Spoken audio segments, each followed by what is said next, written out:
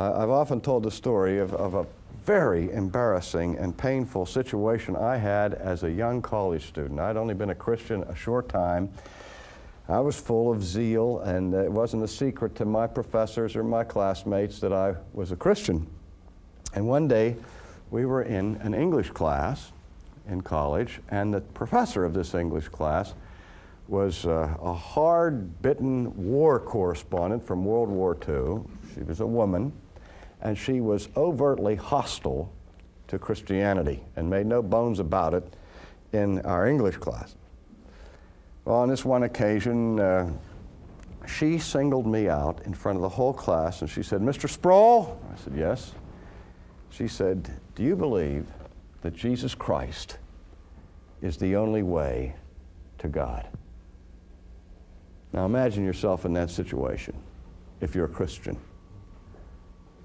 where publicly somebody called on you and said, "Do you believe that Jesus Christ is the only way to God?" I wanted to disappear into the floorboards because I immediately felt the pressure of that confrontation, because I knew that if I said, "Yes, he's the only way," that the wrath of this teacher was going to come down on my head without any cessation.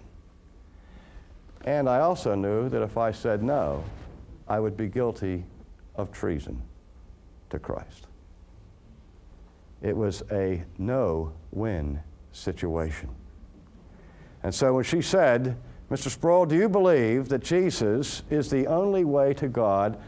I sort of mumbled, "Well, yes," kept my head. Well, she heard it.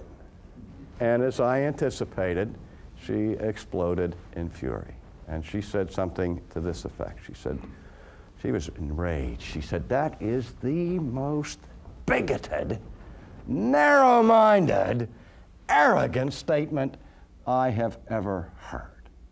How can you think that Jesus Christ is the only way to God?" And I mean, I turned crimson, and the rest of the class just looked at me with utter disdain, because I had committed the archie-bunkerism of all archie-bunkerisms of bigotry. And I said, "Well, here's my problem." I said, "I didn't come at this thing looking for the only way. I'm as American as you are. You know, I'm not looking for some narrow view of things."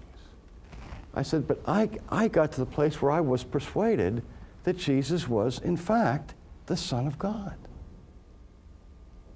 And then I read in the New Testament that this one of whom I've persuaded was the Son of God opened his mouth and said things like this: 'I am the way, the truth, and the life. No man comes to the Father except by me.'" Now, I understand what a universal negative is.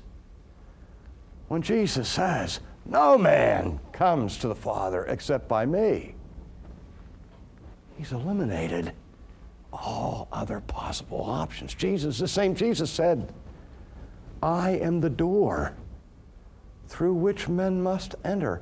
I am the good shepherd. The rest are hirelings. All of the others are thieves and robbers trying to violently break into my Father's kingdom where they have no right." I said, "Don't you see, I saw that, and the one who's the Son of God and his apostles are saying to me that there is no other name under heaven through which men must be saved than through the name of Christ." I said, "Don't you see that if I believe that Christ is one way, I have to believe that he's the only way.